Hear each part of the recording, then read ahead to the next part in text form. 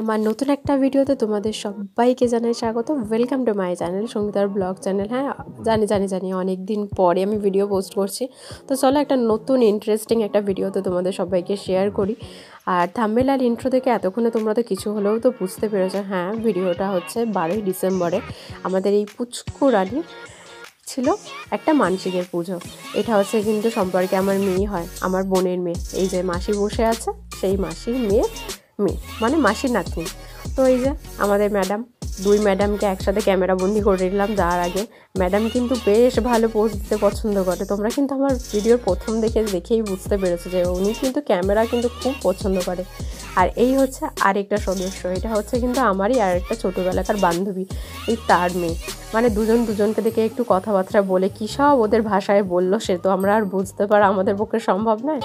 আর এই যে আমাদের ম্যাডাম কিন্তু অনেকটাই কিন্তু আনন্দে আছে। ও জানে না যে ওর খানিকক্ষণ পরে ওর যে শখের মাথায় চুলটা রয়েছে সেটা কোথায় চলে যাবে। তো যাই হোক, সেটা হচ্ছে একটা মজার কথা। তো আমাদের মেহুরানির মানসিক পুজোর বা ওর যে কত ধরনের নাম রয়েছে যেটা তোমাদেরকে শেয়ার করে উঠতে পারবো না, তার প্রচুর অসংখ্য নাম রয়েছে।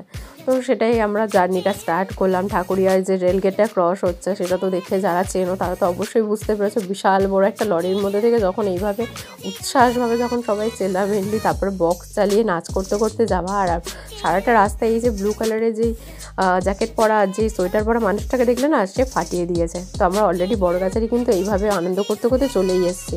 মাঝখানে আর পারিনি, তো সেখানটা সবাই বসে পড়েছি। এখানে বোন টোন সবাই ছিল। আর ওখান থেকে নেমে বড় একটা গুরু দায়িত্ব আমাদের কাঁধে পড়েছে। ব্যাগটাকে নিয়ে আমি, মামা, ভাই চলে যাচ্ছি। আর যাওয়ার পথে না এই স্কুলটা পড়েছিল, মানে ছোটোবেলাকার অনেক স্মৃতি মনে পড়ছিল। কার কার মনে পড়লো সেটা কিন্তু অবশ্যই জানিও। আর এখানটা এই যে নার্সারিগুলো রয়েছে না, এই গাছগুলো কি সুন্দর লাগছে। আমি আর ভয়েস ওভার দিলাম না, যা রিয়েল কথা বলছিলাম সেটাই তোমাদেরকে শেয়ার করি।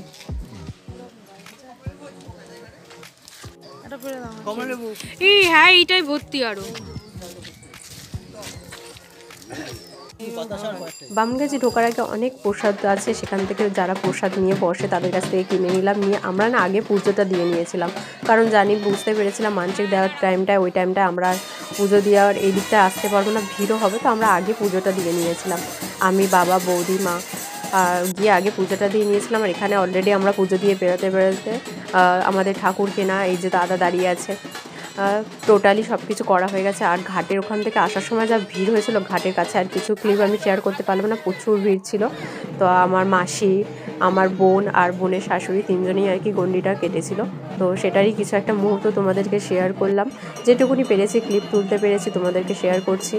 আর যা ভিড় হয়েছিল, অসংখ্য ভিড় হয়েছিল সেখানটাতে, মানে আর কোনো কিছু শেয়ার করতে পারিনি। আর আমাদের পুচকুটাকেও একটু সরিয়ে রাখা হয়েছিল, মানে ও ছিল পাশে, ঠিক কেমন পরিস্থিতি ছিল তোমাদেরকে দেখাচ্ছে। আমাদের পুচকুটাকে ক্যামেরা বন্দি তো আমি সেভাবে করতে পারিনি ওই টাইমটায়। এই যে পাশে একটা দেখছো পুচকু বাবু যাচ্ছে, ঠিক ওরকমভাবে সবাইকে রেডি করে রাখতে হয়েছে।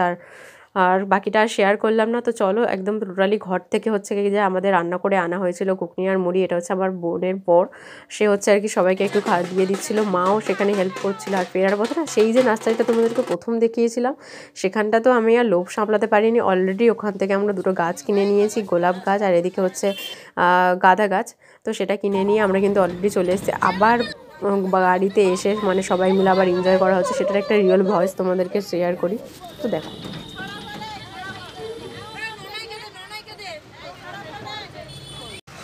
রাস্তায় ছিল অসংখ্য ক্লান্তি, তার মাঝখানে আর কোনো ভিডিও নেওয়া নেই, সবার ঝিমিয়ে পড়া। আর একটা খুব সুন্দর ঝাঁকুনি খেয়েছিলাম, যেটা হয়তো যারা ছিল তারা কিন্তু মনেই আছে তাদের।